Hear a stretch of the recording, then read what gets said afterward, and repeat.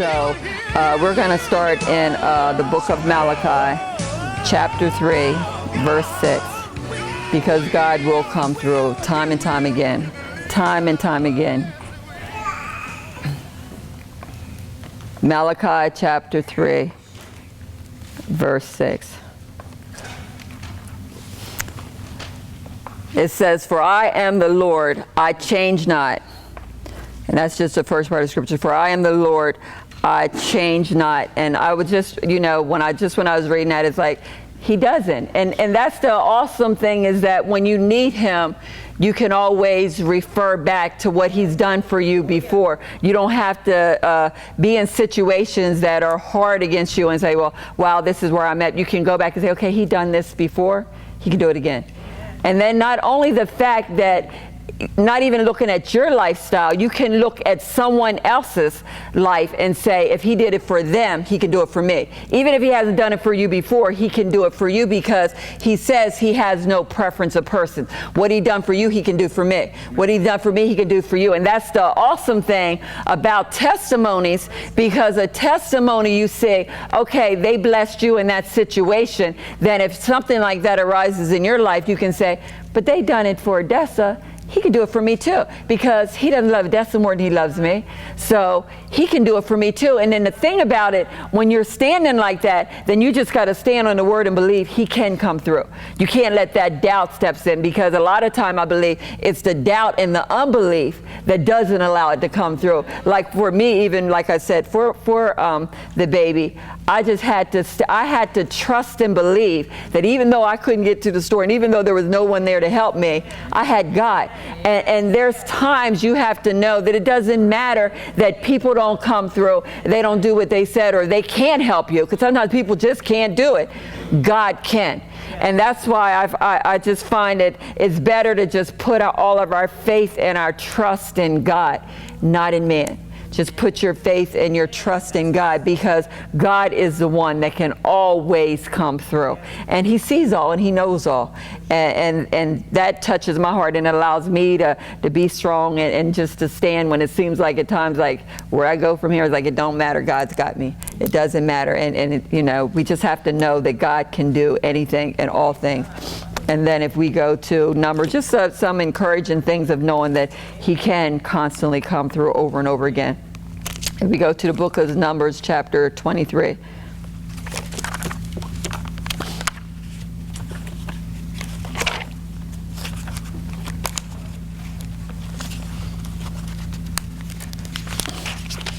Numbers chapter 23, verse 19.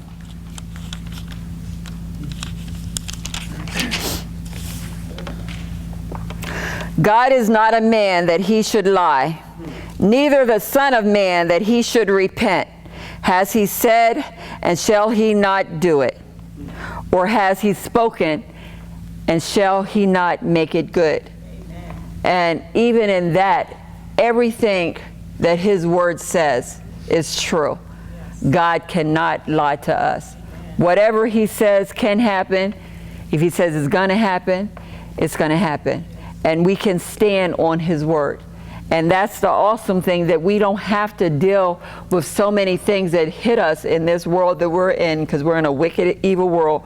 But we still know God is in control of our life, and he still has us in it. If we need something out of him, if we're going through something, and the awesome thing about it is whatever we're going through, if it's our health, if it's finances, if it's love, whatever it is you may need, he can do it for you. But we have to trust him and believe that he can. And so many times we get in situations and we're looking for a person or something to get us out of that situation, when God is saying, you should be looking at me. That's why he tells us, the scripture, seek ye first the kingdom of God and his righteousness, and all things will be added to you. That's why he's constantly saying, seek me, seek me. Don't seek the things. Don't look after people to bless you. Don't look after people to make you come through. Seek me, seek me. Even if it looks looks like that could be a way out. Sometimes things look good to us. We're focusing on God and we're praising Him and worshiping Him and we have all our eyes on Him, and then something will come to us and it'll look like, oh, this is what I need. And then we get our eyes off of God and we start focusing on something else. And then we find out a lot of times that's not it. That's not to say that God won't put people or things in your life to bless you. But you better still know that when that comes, you better still keep giving God the praise. Don't give the person the praise or give the thing the praise. Thank God for sending someone your way to help you or someone to do something to you that you've been praying about. And a lot of times we get our eyes off of God at that point and give that praise. And it happens a lot of times, you know, you see it a lot of times when you pray for jobs and things. That's when you see it a lot showing up in people's life, when you're praying for a job, and then He finally blesses you with that ultimate job that can take care of all your needs and your desires and everything, but now you don't have time for God. You can't serve Him no more. You don't have time to go to church. Even if you don't work on that Sunday, Sunday's your rest day because you got to be fresh for that job because you have this ultimate job. Or you can't, you know, if you come to church, you can't put your whole into it because it all has to be about the job, because now you have this blessed job that you want, that you don't want to lose, forgetting that you wouldn't even have had it without God. So you now put Him on the back burner and you put the blessing in front. And that's what you don't want to do. You don't want to get to the point where God's blessing you with things in your life and you forget about it was Him that gave it to you. Amen. Because He says all good things come from Him. So if you have that ultimate job, don't put God on the back and then think, I don't need Him no more. Because just like He gave you that job can be taken from you. And there's scriptures in here where you've seen where He's exalted kings and He's taken them high, and then they forgot that it was Him that took them. And there was times, just like the king, where he lost everything and then he was just roaming around in the field and he lost his mind. God allowed him to lose his mind until he could come back to his memory, hey, that there was God, and then God restored stuff back to him. But there again, it was God that restored it back to him. So He don't have to restore it back to you. That's His grace and His mercy if He does. You can lose things and nothing ever has to come back to you. So don't, get sidestepped to the point that now that you have the wonderful things in your life, now you don't have time. It happens a lot of times. You're praying for a husband, praying for a wife, praying for someone to be in your life. Praying in church every Sunday, you want this, one, that. Now He blesses with you that person that you're so happy with. Now you ain't got time to serve Him. Now you want, you got to do the vacations, you got to do this. You ain't got time for God because now it's all about the fun. It's like you wouldn't even be able to have this fun or this person in your life if He didn't bless you with it. Now you put the person in front of God. It happens time and time again. Or you need Him for health reasons. At that moment you're sick and you're just praying and reading scriptures and calling people up, wanting them praying over you and lay hands on you and anoint you. Now your health is restored. Now you don't have time for prayer. You don't have to get up and give Him the praise and worship. But when you were down, you could give it to Him. We can't we have to make sure that on the best days of our life, we're still giving Him praise. When everything is going right, everything. And there's times you have days like that. There's times I have days like that there is just a good day. Everything is perfect. But even on those days, He's the center of my life. On the best of the best days, He's my everything. And that's where you want Him to be. Not just when you're down and you need Him, you're calling on Him. When you don't feel like you may need to call Him on anything, then you can just still give Him praise. Thank you for this wonderful day. Thank you that my health's great. Thank you that the kids are doing good, that the marriage is great. Thank you that the finances are great. Thank you. If you don't need Him for anything, you can still give Him praise. You don't just forget about Him. He should always be at the forefront of your life, every aspect of your life. If they're good days, bad days, the days that are in between, He should be your everything and your all in all. He should be the love of your life.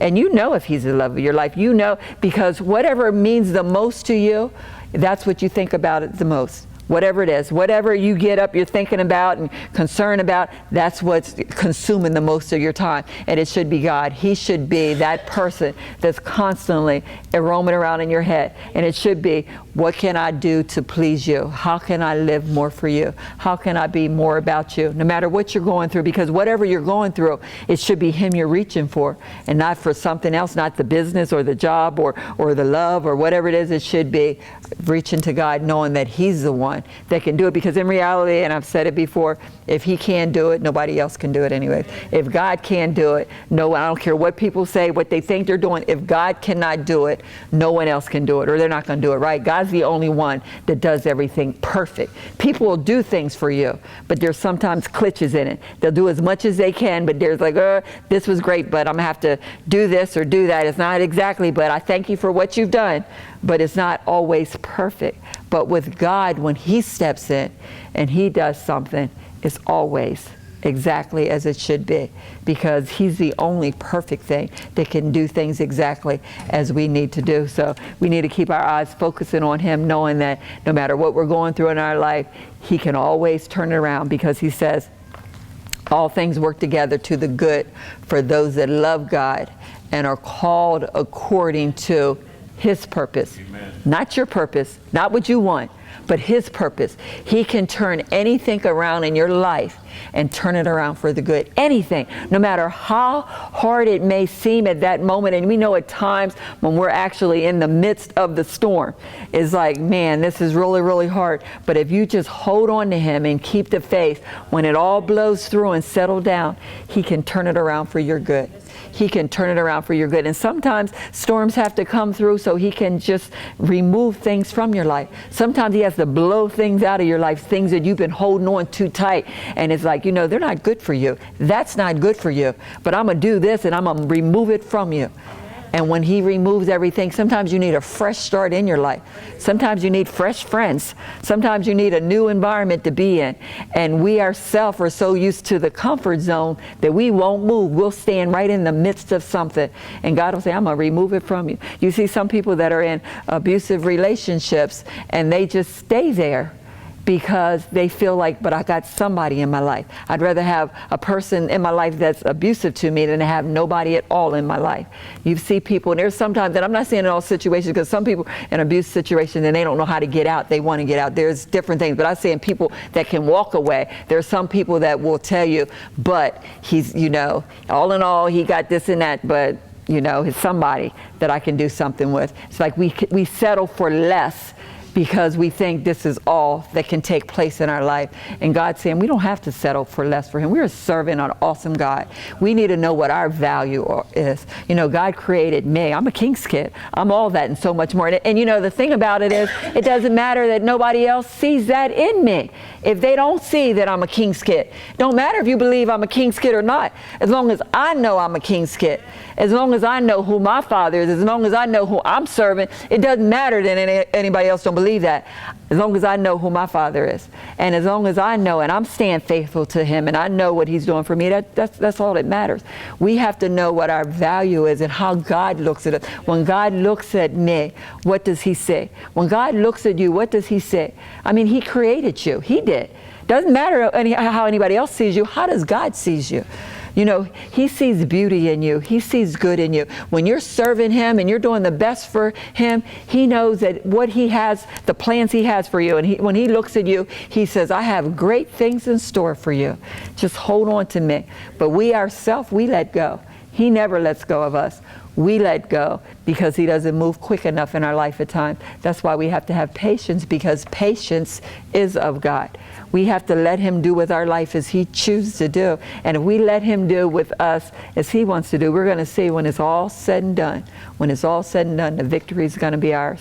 Because he has created us, and he has created us for a purpose here. And one of the things it is to bless us, and he wants to bless us so we can be a blessing. He wants that. We're the ones that keep moving back and forth. God is the same God as he was yesterday. He says he changes not. He is that same God. When we got saved, that same one that chose us from the beginning, he's the same one that's carrying us. He's the same one that lifts us up. He's the same one that pulls us out of situations time and time again. He is that same God. He changes not. It's us. We change. We get something, we pull back, and we need him. We're back and forth, back and forth, back and forth, back and forth. And he's the same God with his hand out saying, I'm right here for you. I'm right here for you. But if we could just stay on that straight path, we'd get to where we were going so much quick. You know, it's always quicker to get to some place on that straight line and going here, going there. I mean, if we're going the same place, even here, from here to the back of this room, if I go here and then come in and then go out and come in and go out, and then someone's standing here and they're going straight, it's going to take me longer in and out than if I'm just going straight. If I'm going straight and we don't stay on that straight path, we move. God's still there. He hasn't changed. We move. We go out. Then, okay, I need him. Let me come back in. And then we're in. And then it's like, okay, this looks better. Let me go here. Let me detour. This looks better over here. Because the adversary is always on the sideline trying to distract us. But look what I have over here. I can give it to you a little bit quicker. Look what I can do for you. Let me go see. Only to get over there to realize he couldn't do nothing for you. Then you come back.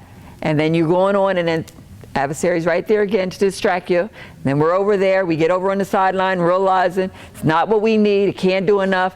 We come back. And while we're going back, it's taking us longer to get to the point. And the Lord said, you just stayed right here. Keep your eyes focused on me. You keep focusing on somebody else. And while you're focusing on somebody else, what he's trying to do is to get your eyes off the Lord. Because he knows if your eyes is focused on the Lord, once you get to him and get to where you're going, you ain't going to have all these needs and these wants and these things, because God's like, I got it for you. I want to give it to you, but I want to give it to you and that you be able to keep it. I don't want to give it to you and then you get your eyes off track again, and then the adversary takes it from you. I don't want you to lose what I'm giving you. I want to give it to you and it remains with you. So I got to teach you a thing or two. I'm trying to train you in this walk that you're on, trying to show you so you can have wisdom and you can have knowledge and you can have all the things so you can truly, truly be a blessing. Isn't it so sad to see people to have so much and then you look and they've lost it all? How many times have you said, man, if I would have been in their shoes, I would have done this, this, and that? You know, because we always know what we would have done if we would have been there, but you really don't know what you would have done unless you've actually walked their shoes. But we always have that comment, what we would have done if you only had it. If I had what they had, I wouldn't be doing this. If I had what they had, I would not be living that lifestyle. I would not be miserable. If I had this, we don't know what we would do. What we do know that if we keep our eyes focused on Christ, that we could be blessed and joyous.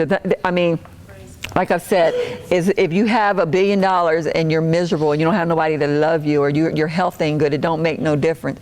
But if you have wealth and you have health and you have joy and happiness, that would be awesome to have. To have the wealth with the joy, the peace, the happiness, and the health. But to have wealth and then you're just laid up in a sick bed. Yeah, you got $1 billion in the bank, but you're just laid there. You can't even move. What does it matter? Wealth don't mean anything. If you're up there sick and you can't even use it, you know, your body hurts so bad you can't even move from one room to the next, what does that matter? It doesn't matter anything. I mean, if you'd rather have health or you'd rather have wealth. I mean, if I have to choose, I'd rather have the health. It'd be great to have them both. And the thing about with God, you can have them both. Because he doesn't, there again, he doesn't limit us. Well, I'll give you this and this, but you can't have that. You choose what you have. He can give it all to you. But it's up to us what we can believe for. Can you believe to have it all? Can you only believe to have some of it? It's easy to believe him for the small things, but can you believe him for the big things? Do you have enough faith to believe that he can move in your life and restore your life and turn it around and put you on top of the world? Do you have faith to believe that? Or do you think you're too old for it, or you're too broke for it, you don't know the right people? Or do you just believe that you're a king's kid and you can have it all? You know, it's whatever you can believe for. It's up to you. It's wherever your faith is, whatever you can stand and believe for. It's up to you. But I know within these scriptures and the different stories that I was reading, I'll give you two. I just seen how God always was the same. He never ever changed from the beginning of the word to the end. He's always treated everybody the same. He was the same God, and he done miracles over and over again. And he done a lot of time the same miracles in people's life, in different people's life, how he constantly came through. And that's why when I was thinking about, wow, he'll just do it again over and over and over again. What he done for you, he can do for me. He can do the same. Just like he blessed you in something awesome in your life, he can bless me with something awesome in my life. And it can be almost the same thing as he done for you. But anyways, if we're going to go to we're going to go to 1 Kings. 1 King, chapter 17.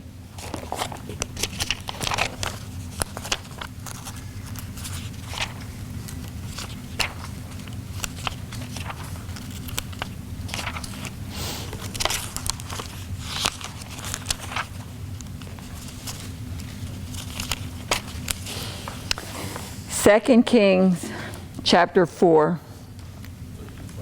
I'm sorry, 1 Kings, because we want to go to 2 Kings 2 after this. 1 Kings chapter 17, verse 8. And these are just two stories that I wanted to show you of just the comparison of two stories, how God worked in there. And there's a lot of comparison stories in there just to see how he has always been that miracle working God in here. But 1 Kings chapter 17, verse 8. And the word of the Lord came unto him, saying, Arise, get thee to Zarephath, which belongs to Zidon, and dwell there. Behold, I have commanded a widow woman there to sustain thee. So he arose and went to Zarephath, and when he came to the gate of the city, behold, the widow woman was there gathering of sticks, and he called to her and said, Fetch me, I pray thee, a little water in a vessel, that I may drink. And as she was going to fetch it, he called to her and said, Bring me, I pray thee, a morsel of bread in thine hand. And she said, As the Lord thy God liveth, I have not a cake, but a handful of meal in a barrel, and a little oil in a cruse. And behold, I am gathering 2 sticks, that I may go in and dress it for me and my son, that we may eat and die. And Elijah said unto her, Fear not, go and do as thou hast said, but make me thereof a little cake first, and bring it unto me, and after make for thee for thy son. For thus says the Lord God of Israel, the bearer of meal shall not waste, neither shall the cruse of oil fail until the day that the Lord send his rain upon the earth. And she went and did according to the saying of Elijah. And she and he arose, and her house did eat many days. And the bearer of meal wasted not, neither did the cruse of oil fail, according to the word of Lord, which he spoke by Elijah. And here was when the Lord had told Elijah to go, because that's when it hadn't rained a long time, and the Lord said he wasn't going to allow it to rain. So of course, with no rain, if you don't have no rain, eventually you're not going to be able to eat or have anything, because nothing's going to grow, everything's going to die. You're not going to be able to make it without anything. But he told him, Elijah, to go to this woman, and he said, she'll take care of you until I allow it to rain. So with her, here he blessed, she had nothing, and she said, basically, this is all I have. Me and my son, I'm getting ready to fix this little cake thing, and then I'm going to feed it to me and my son, and then we're going to die after that, because we don't have anything else. We're literally going to die. But she believed the man of God, and she done what the man of God said. And until it rained, they were always taken care of. They always had enough. They stood on that. But I was seeing this scripture, and then if we're going to go to another one where it goes to see where God just continues to do the same thing. If we go to 2 Kings chapter 4.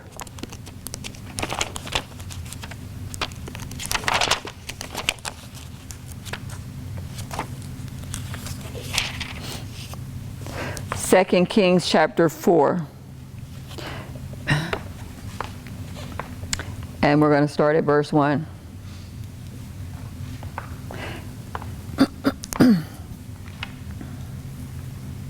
And here, the first one we're talking about Elijah. Now here we're talking about Elisha. You know, 2 different people, but it's still the same God. He deals with different people, different names, different circumstances, but it is still the same God dealing with the same situation. So Second Kings chapter 4, starting at verse 1. Now there cried a certain woman of the wives of sons of the prophet unto Elijah, saying, Thy servant, my husband, is dead, and thou knowest that thy servant did fear the Lord. And the creditors is come to take unto him my 2 sons to be bondsmen. Now this is this woman, she's saying, you know, I had a husband, he served you, Lord, he loved you, but now he's dead. But now the creditors are coming because we owe this debt, and the creditors coming to take my 2 sons as slaves, because I don't have money to pay them. And this is what kind of the story is about. Verse 2 says, And Elijah said unto her, What shall I do for thee? Tell me, what hast thou in thy house? And she said, Thy handmaid has not anything in the house save a pot of oil. Same thing. She don't have nothing in her house like the other one. She didn't have nothing in her house. Then he said, go borrow thee vessels abroad of all thy neighbors, even empty vessels, borrow not a few. And when thou art come in, thou shalt shut the door upon thee and upon thy sons, and shalt pour out unto all these vessels that thou shalt set aside, which is full. So she went from him and shut the door upon her and upon her sons, who brought the vessels to her, and she poured out. And it came to pass, when the vessels were full, that she said unto her son, bring me yet a vessel. And he said unto her, there is not a vessel more, and the oil stayed. Remember, he told her, go out and get all the vessels you can get as many as you can get. And they went out and they accumulated all these different vessels, these pots and these pans. They went and got as many. And then the oil just kept pouring. Remember, she didn't have none but a little bit, but God allowed it to keep pouring and kept pouring and kept pouring. But when there was no more pots there, it stopped. So she filled all that, she got as many. He didn't tell her how many to get. He said, get as many as you can get. But when there was no more, then the oil stopped. It didn't come no more. Verse 7 says, then she came and told the man of God, and he said, go sell the oil and pay thy debt, and live thy and thy children of the rest. And he gave her away so that her sons didn't have to be sold. Remember, her husband was a man of God. So he was past, there was nothing there. Even though there was a debt, there was nothing there, but God still allowed Elijah to come in to help her. And she goes to him and she says, I don't have anything. And he says, but what do you have? And the thing about, she said, I just got this little bit of oil. He can use what you have.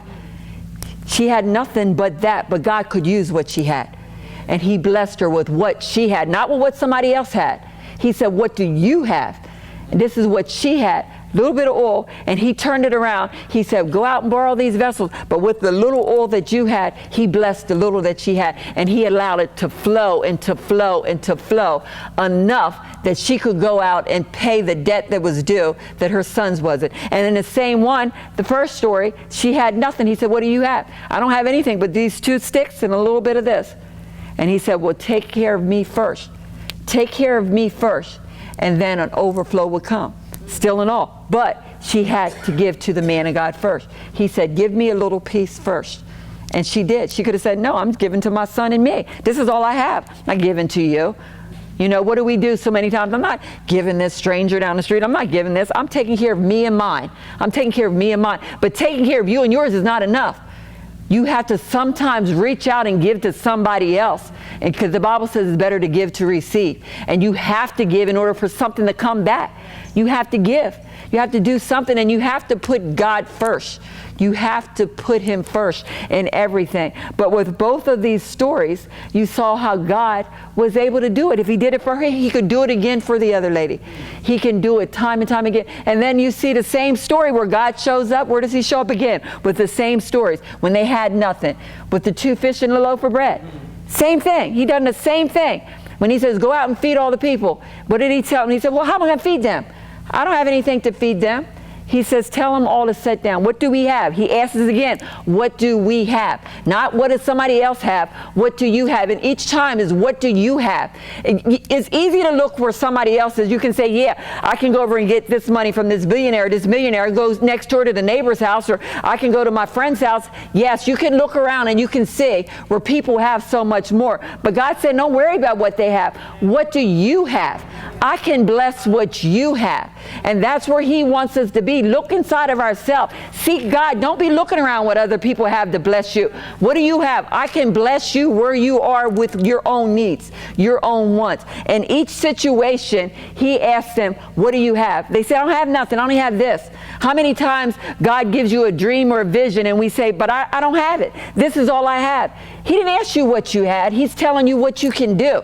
He already knows what you have. He knows you. He knows everything. Every hair that's on your head, he knows. He says, I can number every hair that's on your head.